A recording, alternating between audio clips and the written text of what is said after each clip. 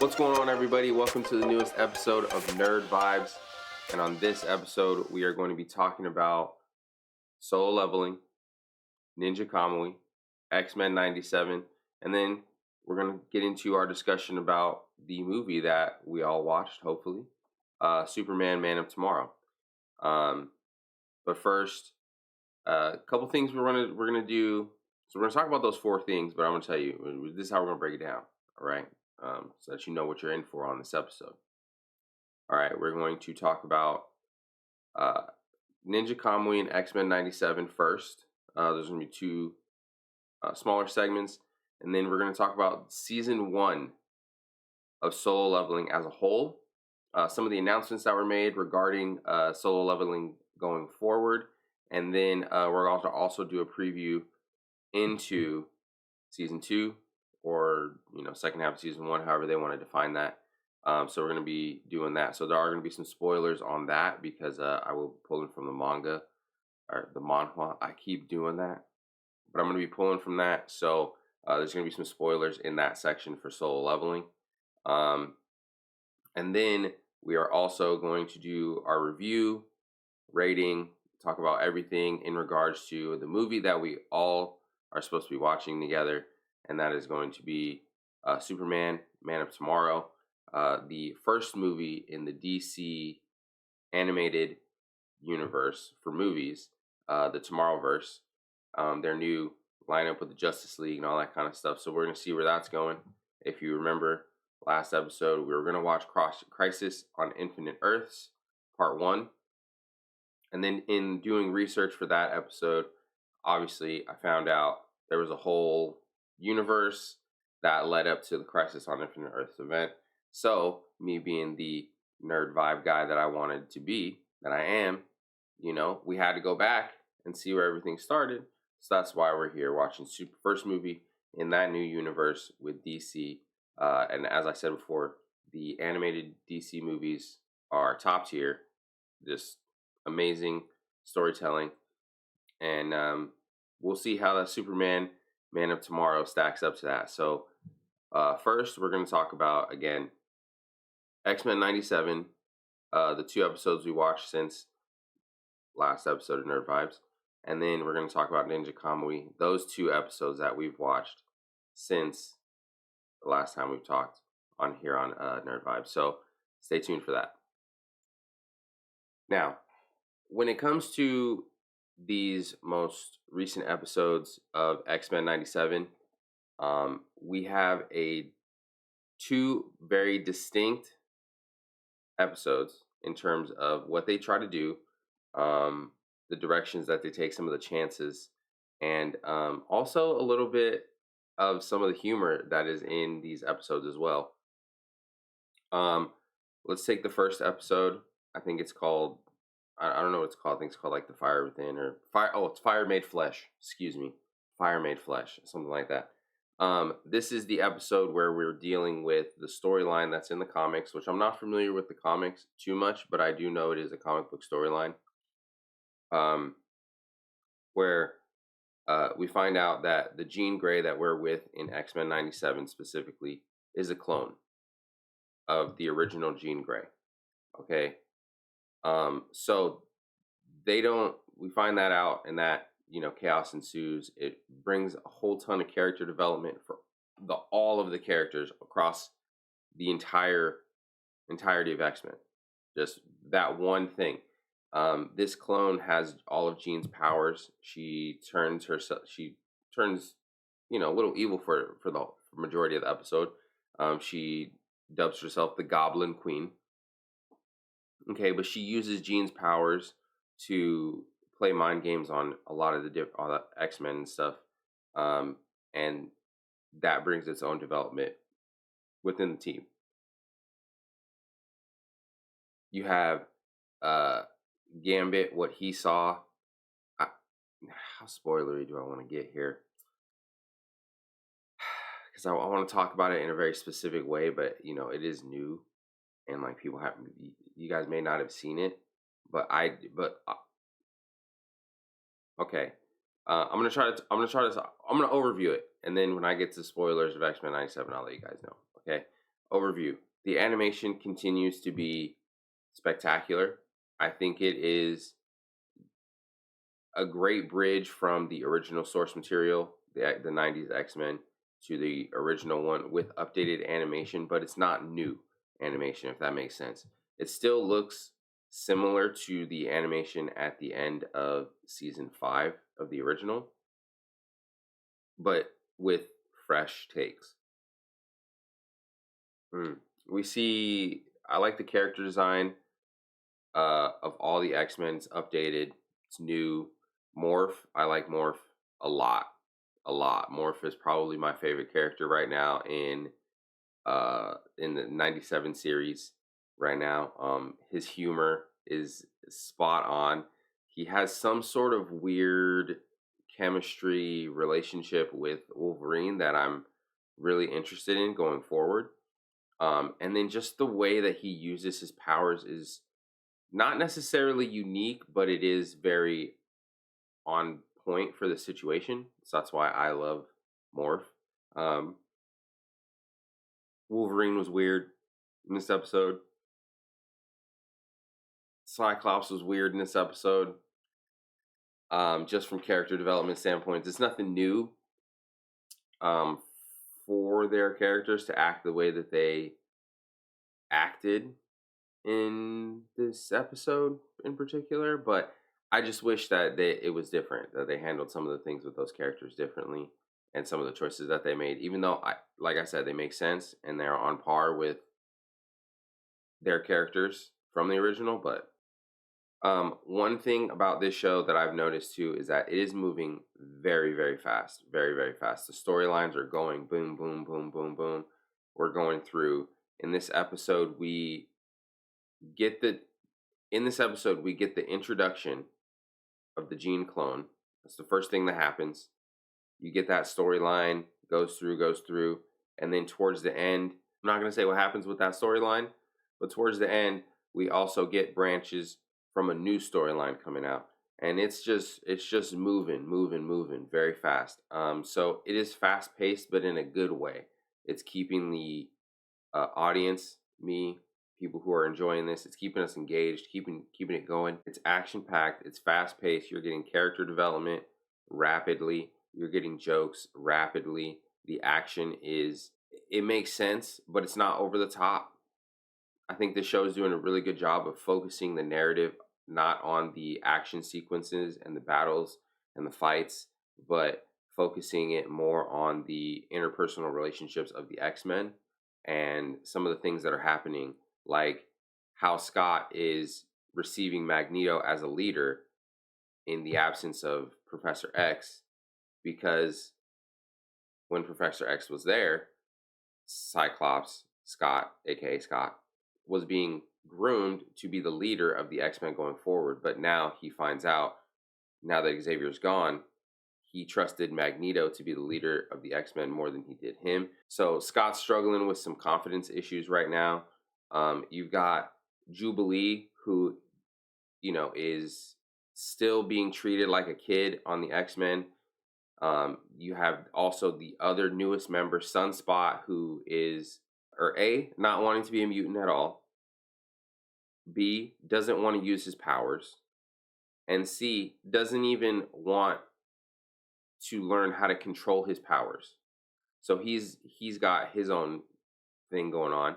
Like I said, Jean is dealing with the fact that the clone Jean is dealing with the fact that she's a clone. The real Jean is dealing with the fact that she has a clone, and that they don't know when the real Jean got switched with the clone Jean. So what that set up is, clone Jean could have been the Jean in the original series the whole time. So everything we saw from the original series could have been the clone. Or it could have been the original that just got switched at the beginning of this series. We don't know. And that's a great storyline to tell. The marriage between Jean and Scott. Which one of them got married? Was it the original or was it the clone? Which one of them got pregnant? or actually, we know which one got pregnant. It was the clone that got pregnant. So Scott got the clone pregnant. Okay, so and what's Scott gonna do about that baby? Like all of that has nothing to do with them fighting any villains at all. It's all like the interpersonal relationships. Now you have Wolverine, who we know from the original series had a huge, huge hole in his heart from not being able to be with Jean. But now you have the Goblin Queen, who is a clone of Jean, who has a son by Cyclops. Now, Wolverine, do you go and try to make your life with clone Jean because you love the real Jean so much? But then what do you do about Scott's baby? You know what I'm saying? So like that's weird, but this is what the show is doing. This is what the show is doing right now, and I feel like it's just amazing storytelling that has nothing to do with fighting or getting into battles or anything like that. It has more to do with the interpersonal relationships that are happening within the X-Men. Then you have the Rogue, Gambit, Magneto love triangle situation. Morph not necessarily helping that situation with his humor. So this show is just doing amazing things right now. Storytelling wise, the animation is great.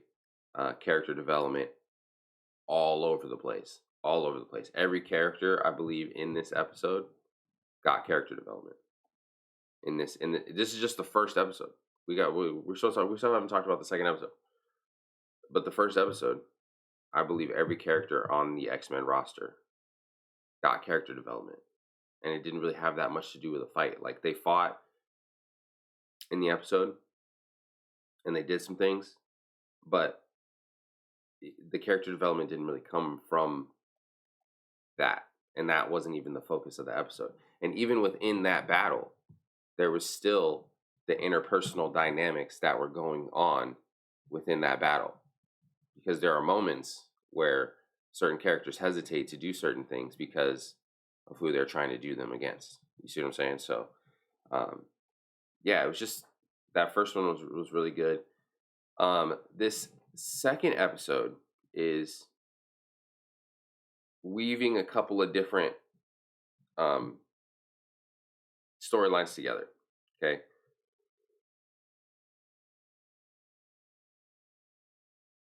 We still have the Storm storyline that's going on right now, but this episode takes more of a focused approach on Jubilee and as the main character in this episode, and then Sunspot as a secondary support character to Jubilee, and also Jubilee supporting him in a way in this episode. And then it brings back another villain from the original series, the Mojo. I think it's Mojo Vision, and it's one of the episodes in the original where he pulls the X-Men into a different dimension, and he's like a producer, and his television show that he produces intergalactically or whatever is low on ratings. So he pulls the X-Men in, and they're like fighting all these different uh, monsters, or they're doing different puzzles and like things like that. And it's just like one of those 90s TV shows where it's like just a one-off kind of thing. They get taken to another dimension, they have to do a thing, they take down the guy, and then the guy is like, yo, you guys are too much trouble, we're sending you back to your normal dimension. And then that's how they go back. In this episode, in the 97, the new series, he is using a video game console, so that's updated as opposed to a television from the original. And he pulls in Jubilee and Sunspot into this game, and it's basically a similar storyline to the original one, except for instead of it being the whole X-Men team, it's just Jubilee and Sunspot. This is going to be some spoilers because I wanted to talk about this, okay? In this episode, Jubilee meets a how do I explain this? The way I received it was Jubilee meets a programmed copy of herself that was in this game that slipped out of the game through a glitch and has just been in the game, but it's not a real clone. But it's Jubilee, but a future version of Jubilee, but it's a digital future version of Jubilee, if that makes sense. Better way to say it, it's an older clone, okay? But this older clone basically shows Jubilee different uses of her powers that she can do instead of just projectile some fireworks out of her hands. Like there was a bunch of different applications in this episode that this future version of Jubilee showed her that was way cooler and added on so much depth to Jubilee as a character that it was cool because everyone knows that in the original series Jubilee is the lamest of all the X-Men. Her only power is she shoots fireworks. And honestly, the fireworks don't even do that much damage. They're basically just sparklers. So they kind of blind you a little bit. It's more like a visual thing than anything. But in this episode in particular, this future version of Jubilee shows her how to use her powers. So like spoilers for this part because I really need to spoil it so that I can explain it to you and how cool it was. Spoilers for this. So if you don't want to know about this episode, go watch the episode and come back. But in this episode, this future version of her is skating, using the fireworks as projectiles on her feet to have increased mobility, which is really cool. A really, really dope application I never even thought about, using the fireworks as projectiles, kind of to propel yourself. And then using the sparklers as a kind of saw blade. So it would like this, and then it would kind of have like a rotation, like a rotational saw blade. So that was kind of cool. And then the thing that really just got me is that they did a Naruto Rasengan. Okay. And in the early days of Naruto, what would happen would be Naruto would get a clone of himself, maybe two, and the two clones would help him gather energy in his palm. While in his palm, he would store up the other energy needed to form the Rasengan. Once it was all together, the two clones would disappear and he would have a fully formed ball of Rasengan, okay? Which is nature, chakra, energy, all that stuff. Highly, highly effective, highly damaging. But he couldn't throw it in the beginning. It was purely a hand-to-hand move, okay?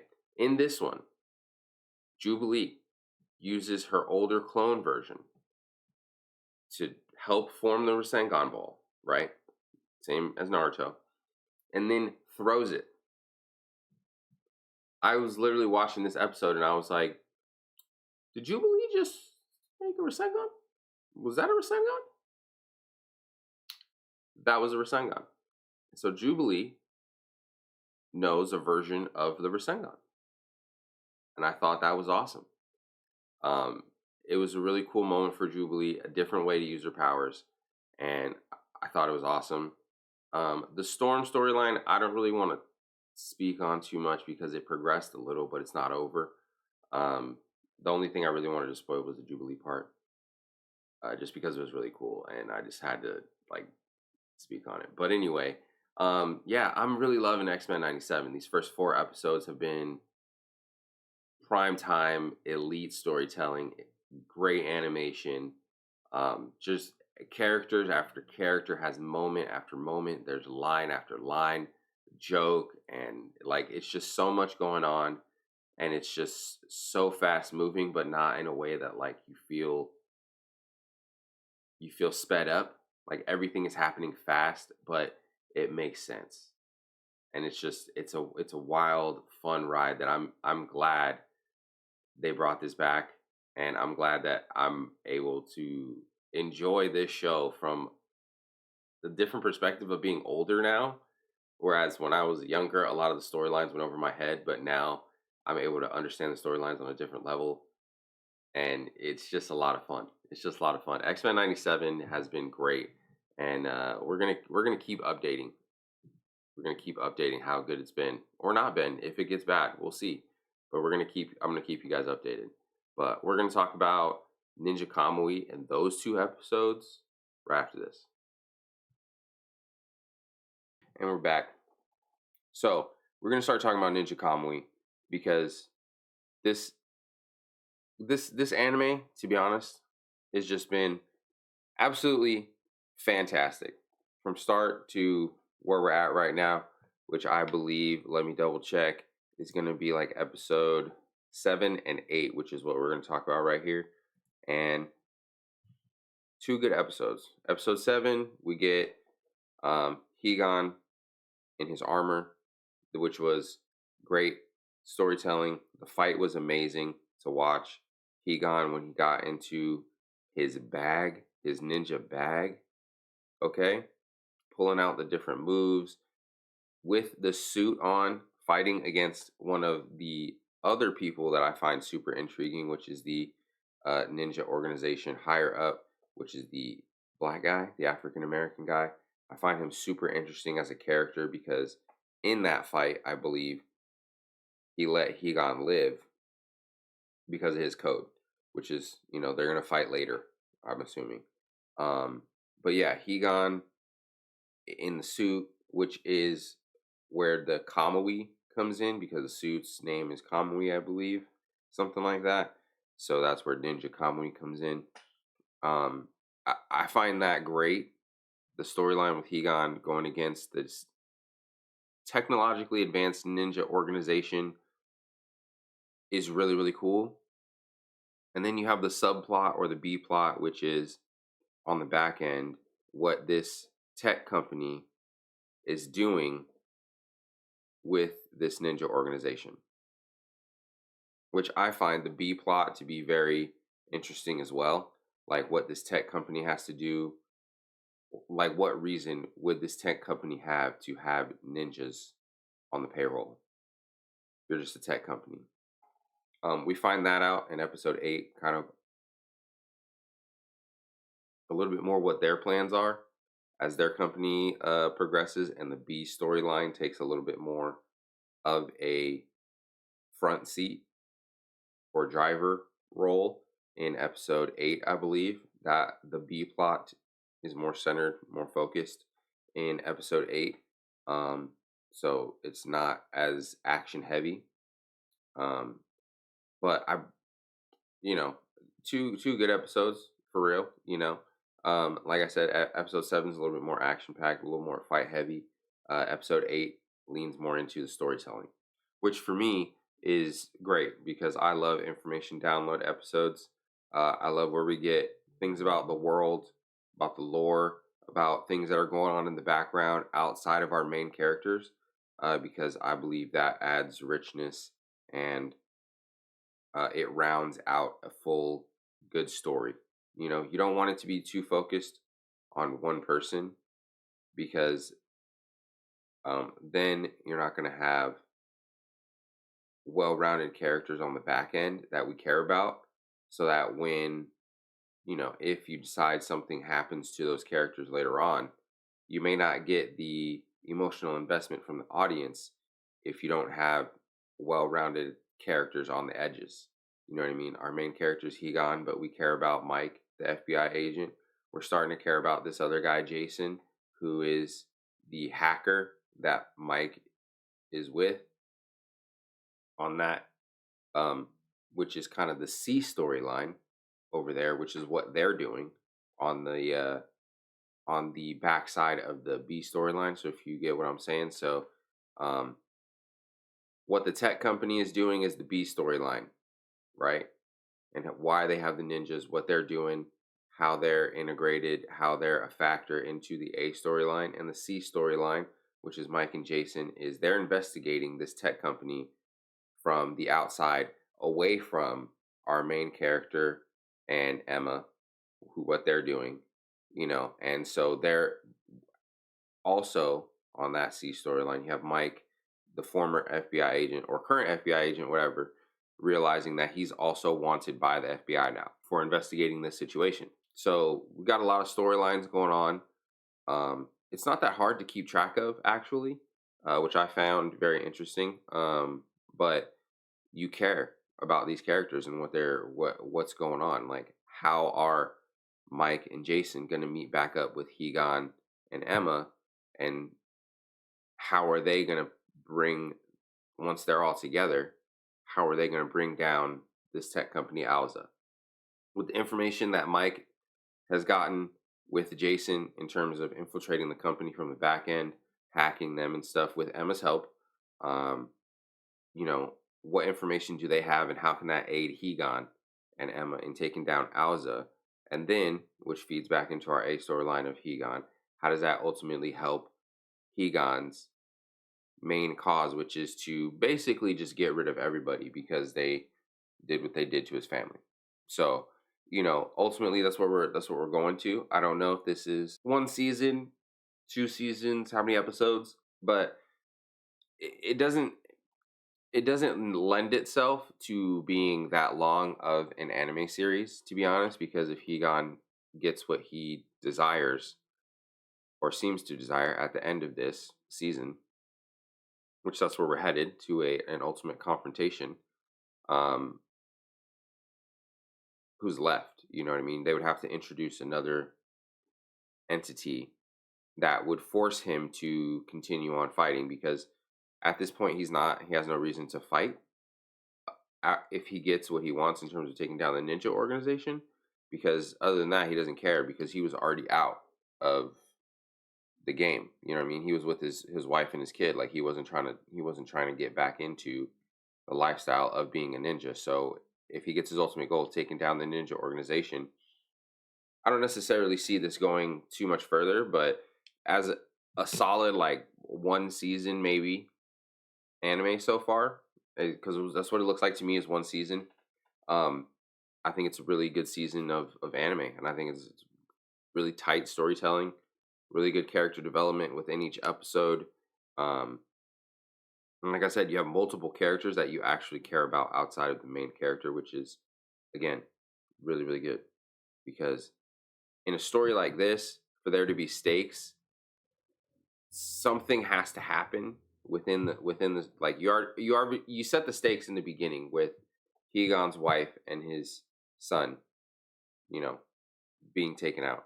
So, for him to increase the pace of what he's trying to do and increase the urgency, something has to happen to somebody. You know what I mean? And I think that's what we're looking at in these next couple episodes. Something big is going to happen to force Hegon to move up his timeline of what he wants to do. That's generally how these things happen in these really really fast paced shows. You get the first thing that starts the journey, and then you get the you know trial failure, which is what we got when he tried to attack Alza the first time. They ultimately failed. And then you get a regroup. Let's make a plan. Boom, boom, boom. In the midst of that plan, something bad happens, and then you get reignited, and you propel yourself from there with a new sense of urgency, with a renewed sense of whatever emotion you want to do, anger, revenge, vengeance, sorrow, grief, whatever it is, use those emotions to propel yourself forward and then ultimately overcome the whatever the situation is. So I'm assuming that's how this is going to play out. But again, I like the idea that they had behind this, moving the concept of ninjas forward to being super technologically advanced and using that to their advantage with the old school ninja techniques. I think was a super fun and refreshing take on the genre. And I'm just like I said, I'm just having a lot of fun with Ninja Kamui right now. So we're gonna continue updating. I don't know how many episodes there are, but the updates are gonna get quicker and quicker. But we do 2 episode reviews here, so those 2 episodes really really good, really great combat, really great storytelling, really great character development, and I think this anime is moving right along at a very fast pace. So no complaints about Ninja Kamui, but you guys should be watching it if you're not watching it. I'm trying to give like these reviews with like light to minimal spoilers, because I'm not really giving plot details really, but um, you know, you guys need to watch it. It's on Max. It's great. We're I think 8 episodes in right now. Um, 9 coming out. Well, there should be the ninth episode by the time the recording comes out. So, uh, but this is a great anime, you guys, and anime is really really hot right now. It's a great time to be an anime fan. So go watch Ninja Kamui. Go watch Ninja Kamui. We'll be right back. Okay, I want to take a second and just have a moment of silence. Not for real, but season 1 of Solo Leveling is now over, and I am upset. I already miss it. I already miss it. It was a great season. It was a great season. We're gonna talk about it here right now, but I already miss watching Solo Leveling. Just want to talk about my feelings real quick. I'm in my feels that this is gone. Okay, but we're gonna talk about some good news right now. But yeah, I just it was fun to watch, and like I said, just watching Solo Leveling has been a different experience for me. As you can see, maybe not right here. I got Solo Leveling, like the manhwa. Like I've been reading it. You know what I mean? I'm up. I'm up. You know what I'm saying? So this is the first time that I'm actually doing that, where I'm reading the manhwa ahead of watching it, so I kind of know what's happening. I, I'm saying I kind of know what's going to happen, but obviously the anime is doing different things, which we'll talk about. But it's been a different experience for me because I'm reading along with watching, and that has provided a different type of joy and excitement and engagement with the anime that I didn't really anticipate. So um, this is just really good for me, and I'm enjoying it. Enjoying it. This is the first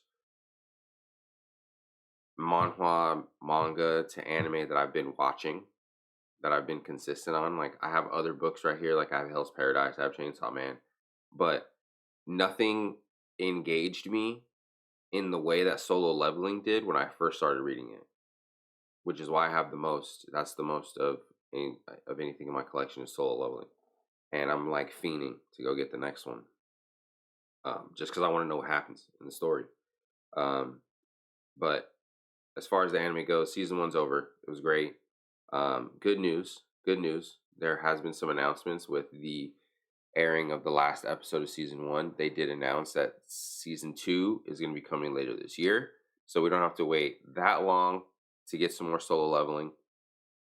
And then they also announced that Solo Leveling is planned for 6 seasons. So that's a lot. That's a lot of Solo Leveling. We're getting there, man. And I got super excited hearing the news, especially with feeling the way I was feeling about it being the last episode of season 1, and then having to wait, usually a year plus before you get a new season. So hearing that season 2 is coming later this year was amazing, amazing, amazing news. But now let's get into season 1, my recaps. We're gonna go overall. There's gonna be some spoilers here because obviously it's the season 1 recap. So we're gonna talk about moments, where we are in the manhwa, what's going on, and some of the creative liberties that the anime has taken that I noticed, um, going from manhwa to anime. So um, first off, where we are in manhwa, we are in the beginning of chapter 9. Okay, um, beginning of chapter 9, uh, which for me is the beginning of volume 4. Okay, because I have the volumes, the English volumes of Solo Leveling is what I'm reading. Um, but so it's the start of chapter 9 is where we left off, the final episode of season 1, entitled Arise. Okay, so let's talk about some of these creative liberties that the um, anime has taken from the manhwa. Um, one thing I noticed, like literally just now, because I was looking through the chapters to see where we are, getting ready for this segment, and I noticed that in a lot of the different scenes where this is a critique that I have. This is a critique, a negative critique on solo leveling, based on the reading versus the anime adaptation. They have toned down Jinwoo's humor in the anime, and I don't really know why. Um, because they have expanded on other bits of dialogue that have been vast improvements over what was in the text. Um, because it gives more detail, gives you more expanded, his thoughts more expanded, so you can get more information about what he's actually thinking than you can get in the thought bubbles in the text. So that was good. But one thing in doing that is they took away some of the humor. And one thing that I was looking at, I came across, was in the last episode when he's trying to get spoilers. Okay, spoilers right now for this last episode. Okay, we good? All right. Um, when he was trying to get Egress to become his spirit or become his shadow spirit, um, when he finally did it, there was a prompt that says name. What name do you want to give him? In the text, he says Egress the Blood, and then like makes a like come on man, that's ridiculous. We like over the top. That's an over the top name. Let's just keep it simple, Egress. And in the anime, he just goes, it should be obvious, Egress. Where that was a moment in the text where he was alone, showing his personality and giving his humor. And in the anime, I feel like it would have been just really easy to adapt that, but they have decided to go with a more serious tone with this and not really introduce some of the bits of humor that Jinwoo has, because I think that would have been a really good time to um, add humor to that situation because it was a really like serious moment, and I me personally, I like cutting serious moments with humor. So I think that would have been really funny for him to be in that moment. He's done this really cool thing. He's brought this spirit under his command, and you give him the opportunity to give him a name. And in the midst of this serious, really cool moment, you have this little slight bit of humor, and then you go right back to serious. I think that would have been just a good spot for it, and I noticed that. Unfortunately, they've toned that down in Jinwoo's character and made him more of a serious, straightforward character. Whereas in the early goings of him getting this awakening, getting the how do I say it, the video game like awakening, he was more of an easygoing kind of like happy-go-lucky guy, and um, the change in his personality takes a little bit more time, I feel like, than they've given it in the anime, because he does start to lose the humor, and he starts to become more and more of a serious character as he grows in power.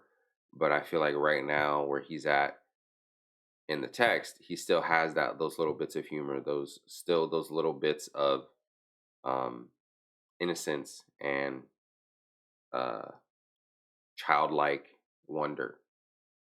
But as like I said, as he gets more powerful, he starts to lose that and starts to become more serious and more straightforward and more of a ruthless kind of uh, kind of person, you know. But right now, I feel like the humor would have been great to show that that's a little bit more of a progression. So that was unfortunate, but other than that, I feel like it's been pretty accurate from text to anime. The one thing that they're doing that is vastly different from the text in the anime is that they are having the B plot in the anime run basically parallel to the A plot of Jinwoo. Not really intertwined yet, but it is running parallel. And in the text, we don't really get the B plot until Jinwoo becomes more involved in that side of the world in the text, in the world building. The first four or the first 9 chapters up to where we're at, he's pretty solitary. Obviously, he does get with, I want to say his name's Yujin Ho. I want to say that's his name, but the guy he's with on the raids, he gets with that guy. But again, that's only out of necessity, and then it's only him that he goes with. So for the most part, he's solo. He's doing a lot of things solo in this first little bit. So um, the B plot that's running in the anime doesn't really get touched upon until Jinwoo starts running a little bit closer to the people he's starting to bump up against because he's gotten so powerful.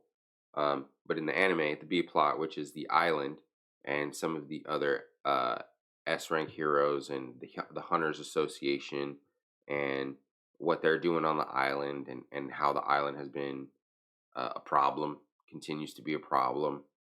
And so that plot is running parallel with Jinwoo's plot of trying to get stronger, whereas in the text, it's not really present until later. But I think that's a welcomed addition because the anime would have been very shallow and not well fleshed out in terms of world building if they followed the way of the text. Obviously, the format of the text is a little bit more compact. Obviously, you have visuals and stuff like that associated with it, but the text itself is not very expansive. So there wasn't really that much time for world building in the first couple of chapters in the text.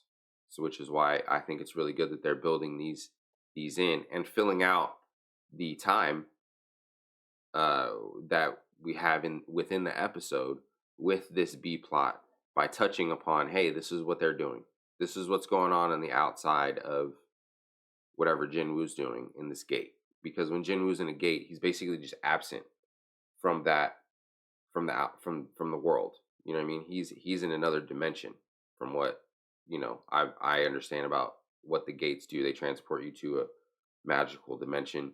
You take out the boss of the gate closes, you come back, all that stuff. Whatever. But he's out, so they're doing a really good job of when he's in the gate showing what's happening in the world while he's in the gate, because obviously things move and happen, and some of the characters that we've met, they do things obviously while he's in the gate, so they're doing a really good job of showing what's happening.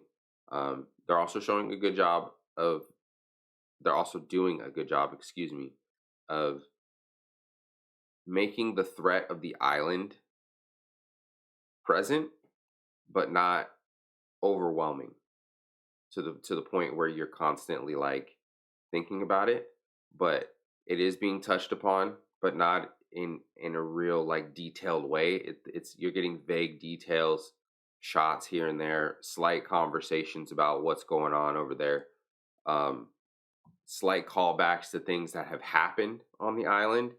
They talked about a previous raid that happened on the island, how that went, and what the result of that was, but it wasn't really anything super detailed in the anime, which is really good because it's like it's not taking away from the main story, but it's building on the world. It's slightly building on the characters outside of Jinwoo, and it's also building up a looming threat, which is really good storytelling for this anime, and I think that that's a great change from the text, and also I think that it's good to introduce the characters that are stronger than Jinwoo right now, so that you kind of have a bit of a measuring stick for where he is. I mean, he obviously says kind of things like that, and you get little indicators here and there throughout the episodes to show that like, oh, this character might be stronger than him. This magical beast is stronger than him, on par than him, a lot stronger than him. By the color of the text above the head, or he might mention, oh, this is kind of an A rank magical beast, whatever. Like when he was fighting Egress, I think he said Egress was like would be like an A level hunter, if not S level hunter that he just beat. And got under his control, which is why it was such a big deal because Egress was so powerful. So for him to have that entity under his control was massive. But anyway, um, it's important to show the different characters outside of Jinwoo that are powerful and where and what level they're on, so that it shows where his growth is going and also where he needs to get to. You know what I mean? So it gives us the audience a finishing point for where he is gonna be, but it also gives Jinwoo the character a goal to go to. You know what I mean? So that's good. That's why I'm saying they're running parallel. Sooner or later, the storylines are going to start intersecting to where Jinwoo is going to start being a little bit closer to what's going on with the B storyline, and they're going to start developing a new B storyline. But you know, that's for later on. I don't want to spoil that part. I just want to keep it on season 1, and yeah, I'm. You know, the other thing I want to talk about, slight, the animation on this. I talk about animation all the time. It's clean. It's clean animation. It's nothing. It's nothing spectacular. You know what I mean? There's moments within each episode that are beautifully done, but it's not a mind blowing animation at all. It's not Demon Slayer or um, anything iconic like that. It's pretty standard, but you have uh, your high leverage moments that are animated just a little bit better than your typical moments, which is pretty typical. So the animation is nothing to write home about, but it's not bad. It's not terrible animation. It's not something that doesn't make me want to watch. So that's good. It's standard animation. Um, and then the other thing that I wanted to talk about was what was it? Oh, I just had it and I just lost it. Oh, this is unfortunate. I'm gonna keep this in. Trying to think of it right now on the fly. What was it? What was it? What was it? What was it? What was it? Yo, this is bad.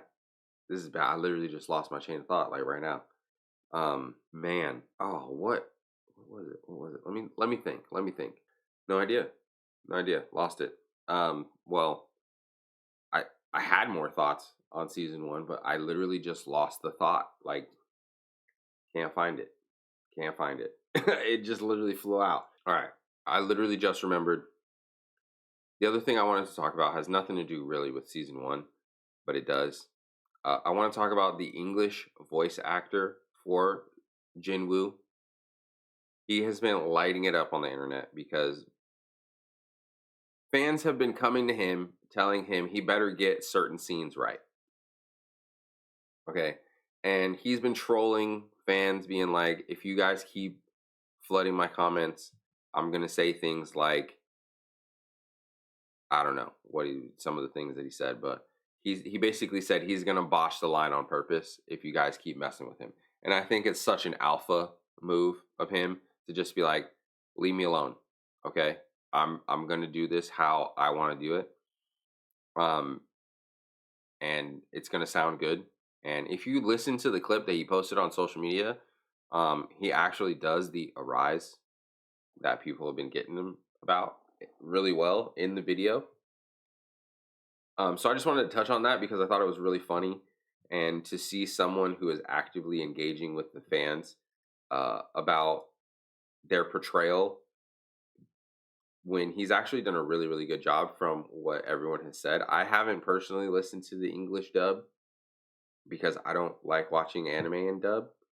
I'm more of a sub watcher. I like to listen to the Asian voice actors in that language, and then read the subtitles. It's just better for me. I learn more about the episodes that way. It is what it is. But the English voice actor, him being just such an alpha and just being like, hey, leave me alone. I'm going to do it the way I want to do it. It's something I just had to touch on because I thought it was hilarious, and I thought it was just so cool that someone would engage with the fans in that way and acknowledge the fact that he is aware of what the chatter is and what the fans expect from him as a voice actor. So I thought that was really cool. Overall, Solo Leveling season 1, I'm gonna give it a 9 out of 10 because it was a great season. It was really, really good. Um, again, I ding it slightly because it's missing some humor for me that was present in the text. That's why it's a 9 instead of a 10. But other than that, I feel like it was good. The storytelling was good. The world building outside of Jinwoo was really, really good. Um, Fights were very, very fun, and the added dialogue that they put in the anime definitely added to the story, for sure. For sure, added to the story. Definitely did not take away in any way, and it definitely gave more context to some relationships that you just don't get in the text. So, again, overall, season 1, Solo Leveling, 9 out of 10, great season. Go watch it. Get ready for season 2. Go read the manhwa. Get ready for season 2 and beyond that because it's going for 6 seasons. So Solo Leveling is here to stay, and I love it. We're about to talk about Superman, Man of Tomorrow, other side of this break. Hopefully you guys watched it because I have my thoughts, and we'll get those next. All right, Superman, Man of Tomorrow, the first movie of the DC animated universe called the Tomorrowverse. Okay, let's just get right into it. Okay, it is a Superman origin story. All right, we've seen it before. Gets there, alien, mom and dad, Smallville, Kansas, raise him, good kid, becomes Superman, Clark Kent, all that stuff. We see that. We know that. We know Superman's origins. Everyone knows Superman's origins. Okay. My whole thing when I was watching this movie was how are they going to put a spin on it? How are they going to twist it? How are they going to make this something that we've seen before, but give it a certain spin that is unique to this adaptation? And I felt like they did that. They did a very good job of it. Spoilers, obviously, if you haven't seen it, but hopefully you guys saw it. Told you guys to watch it on the last episode. That'd be great if you guys watched it. If you didn't, full spoilers. Here we go. It was really cool because they show him, Clark, as a boy. He's at a sleepover at a friend's house. They're watching an alien movie. Okay. This doctor that they're watching on this movie transforms from human form into an alien form. His Clark's friend, Superman's friend, has a negative reaction to the alien. Okay. And then that makes Clark cry because he knows that he's different, that he's not, that he's an alien. He knows he's not from the Earth at this point, which is different because one of the differences that you can do in this origin story is change the point in his life when he learns that he's an alien. So it seems like that's one of the things they changed in this was that he knows from a very young age he's an alien, he's different. He just doesn't know why or how or what it means. Okay, so I want to say he's about 10, 9 or 10, whatever, 11 maybe. And his friend has this negative reaction. He cries, calls his parents, he leaves. Okay, so I thought that was a cool way to show that he has trauma. He has some sort of negative feelings towards being an alien. He feels different. He feels not part of the group, you would say. So that was an interesting take. The animation, I was really excited to see in this first one because I believe the animation of this first movie sets the animation style for the whole Tomorrowverse. So I wanted to see how this animation was. It was crisp. It was pretty clean.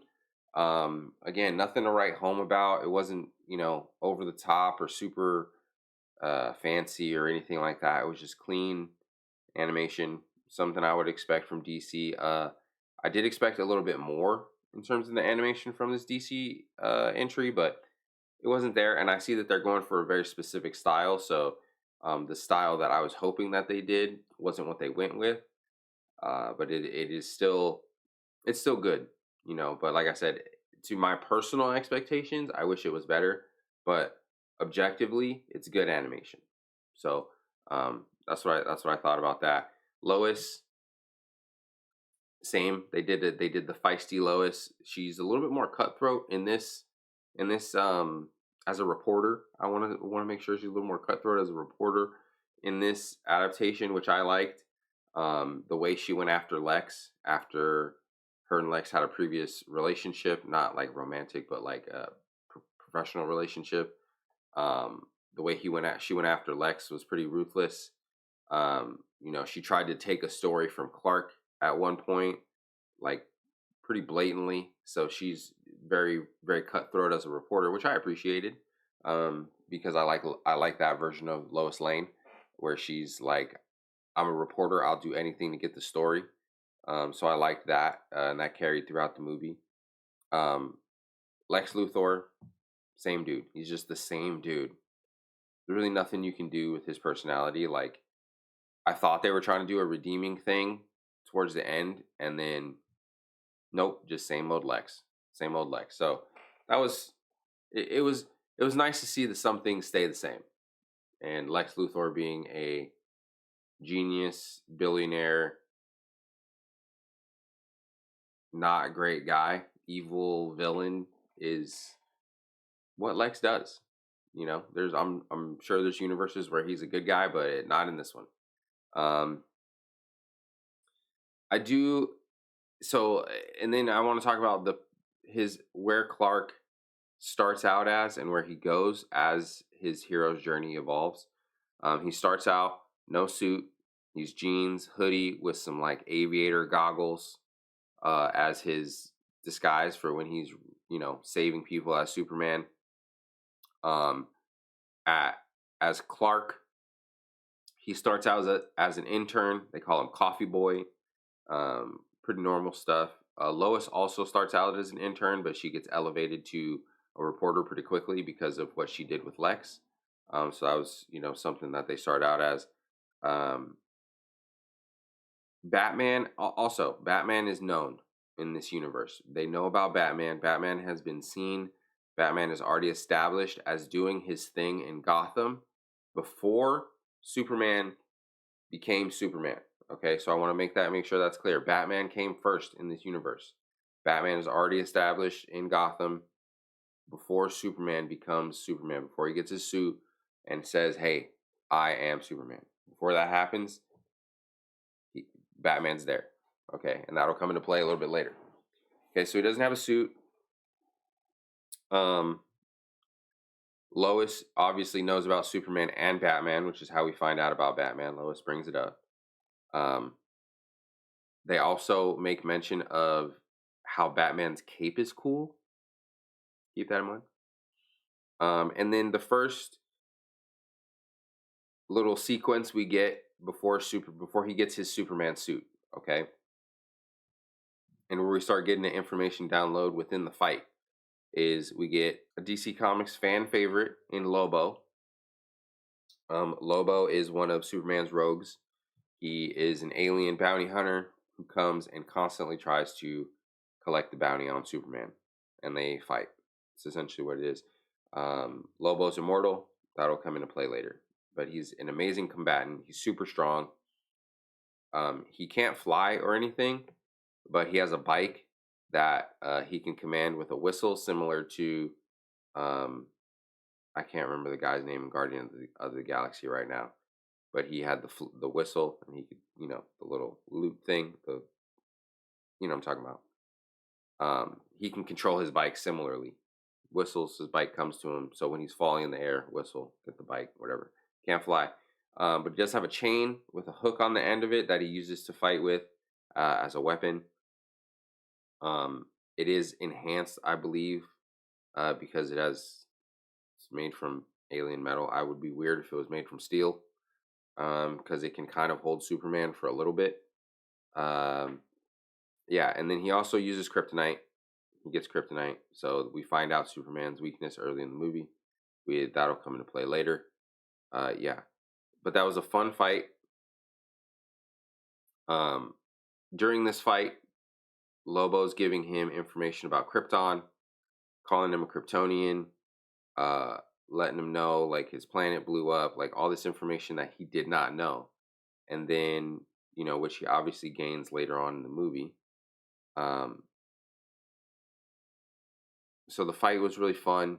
I believe it ended in pretty much like a stalemate. And then Lobo got apprehended, and he was taken to Star Labs, um, by with help from John Jones, the Martian Manhunter. So during this fight, uh, they are fighting at Star Labs. Lobo goes to use a organic style grenade, which basically the grenade is a, how do you describe it? It's like a ooze that basically covers you and uh, surrounds you in complete darkness, basically, and then traps you and absorbs all your energy.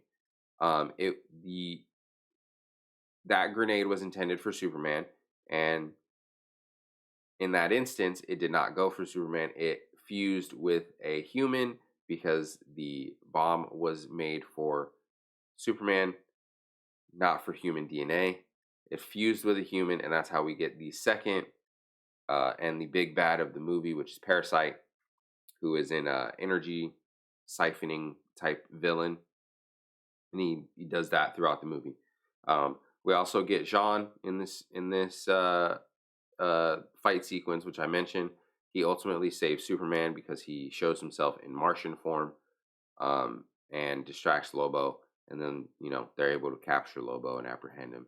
And then, Parasite gets taken to the hospital and is presumed dead. And then that's where he awakens and starts, zapping the life force out of humans, regular humans, killing them. And then, he goes on to, steal energy from power lines. He steals energy from Superman, continuing to grow. I think he steals from some other people, but he gains their memories, he gains their abilities and their weaknesses. Main thing about Parasite. Um,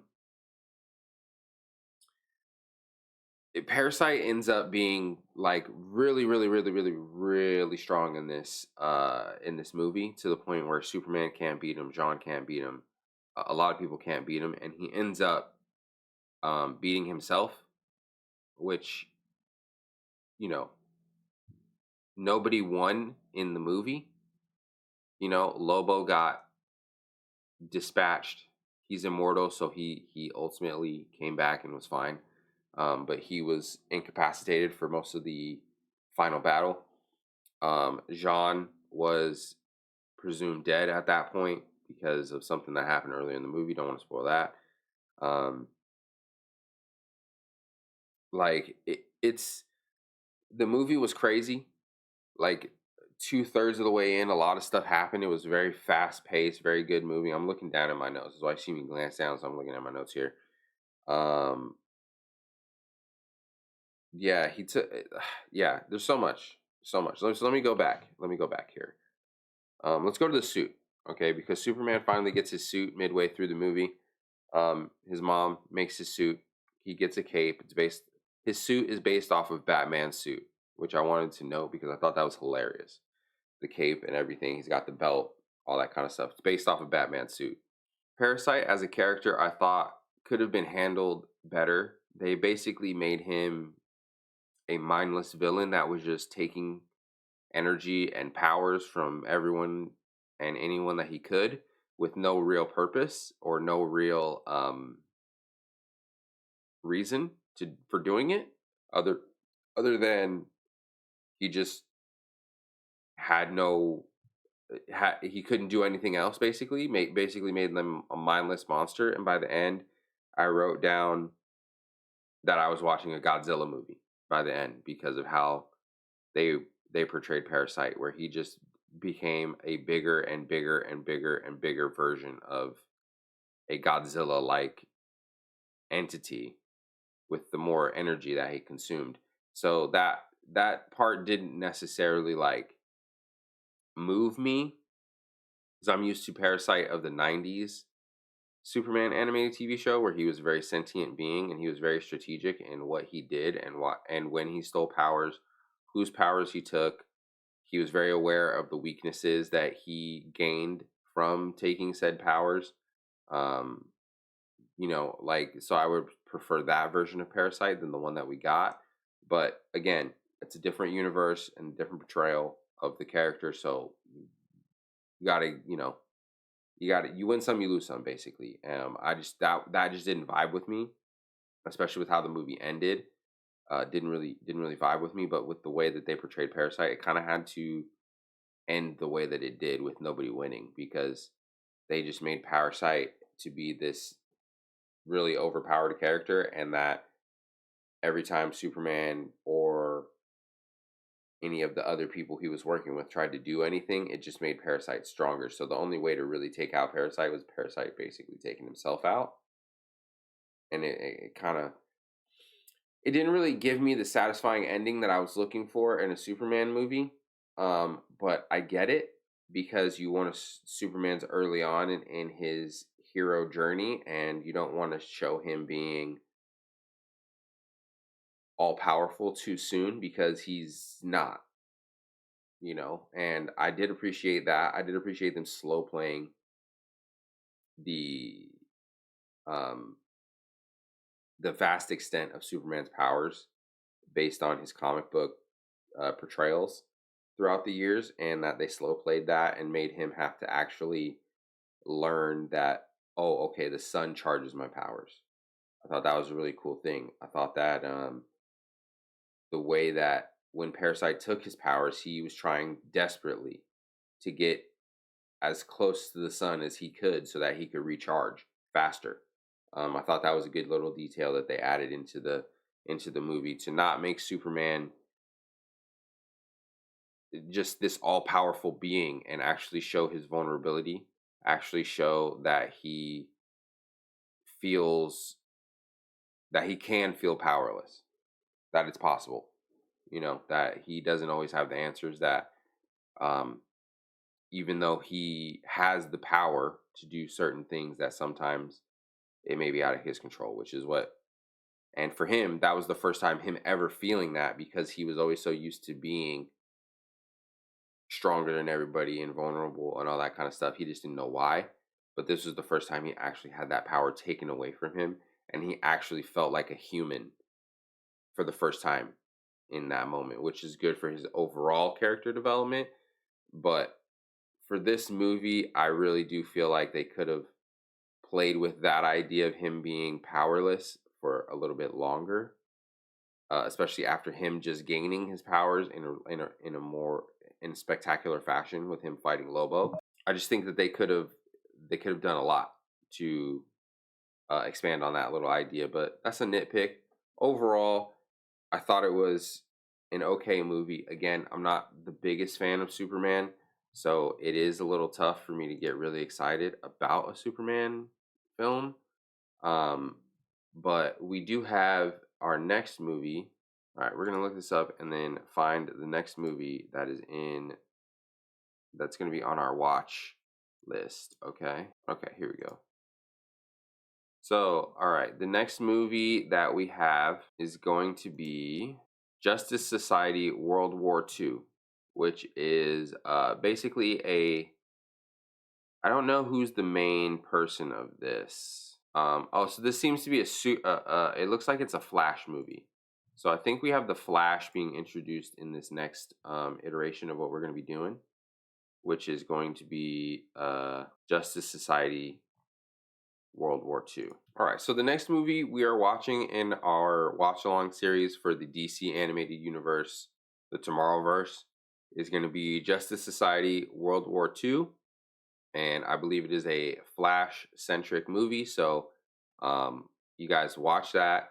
Be ready to talk about that on the next episode because we're going to be continuing with this series. The next movie after that, I believe, is Batman, The Long Halloween Part 1, Part 2. We might do Part 1 and Part 2 as one episode. We'll see. Um, but yeah, so the next movie we're going to watch is Justice Society World War II, which I believe is a Flash centric movie. And I like Flash centric movies. I think Flash is a very funny character. I like his power set. He's super fast, and depending on his depiction, he could be really, really powerful, or he could be a clumsy, lackluster speedster. So I'm really excited and hopeful for the portrayal of the Flash in this movie, um, because, like I said, there's a wide range of how he can be portrayed, and it could be really, really good, or it could be really, really bad. So um, next movie is Justice Society World War II. Make sure you watch that so we can all talk about it, discuss it on the next episode. And if you guys want to talk to me or get to me anytime before that, we have the email, which is nerdvibescast@gmail.com. Or you can reach me on any one of my socials. It's it's down in this corner over here somewhere, right there. All my socials right there. Arm Dark Mamba on everything: Instagram, TikTok, Twitch, all that stuff.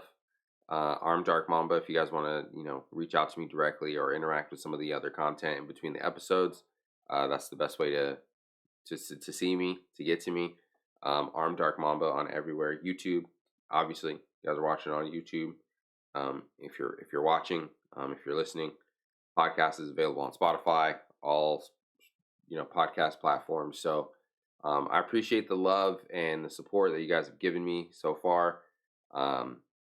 And we're just gonna keep going. We're just gonna keep going, keep improving, and we're just gonna keep getting better. So I'll see you guys in a couple weeks for the next episode. That's it for Nerd Vibes. Peace.